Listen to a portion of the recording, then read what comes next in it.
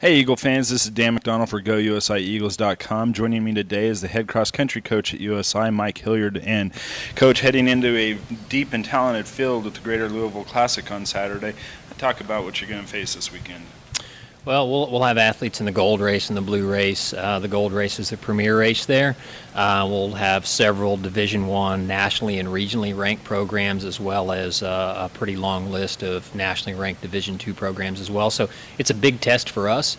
The field is deeper and higher in quality than what we'll see even at the D2 National Championships. So it gives us a good chance to run in a deep field with a lot of traffic, which is something that we don't always get to see. So, for some of our younger kids who haven't ran in a national meet yet, it's certainly good from an experience standpoint. This is the third meet of the season for the Eagles, and what's the mindset of that you want to see out of the runners heading into at this juncture of the year? Well, we're about a month now into a pretty heavy training block. The first week back when we started team camp, we kind of eased into it, and then the workload gets a little bit heavier and more intense, and we're just at a point in the season where training definitely is much higher priority than race performance.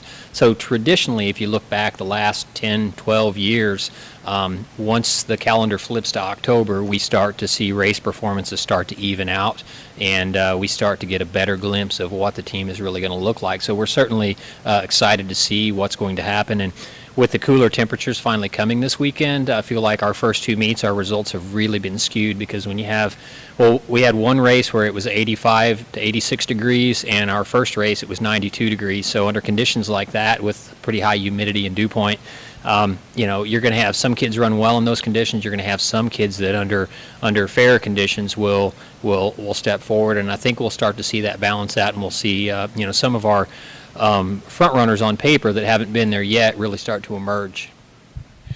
The Eagles compete at the Greater Louisville Classic. That's at EP Tom Sawyer Park in Louisville, Kentucky, Saturday.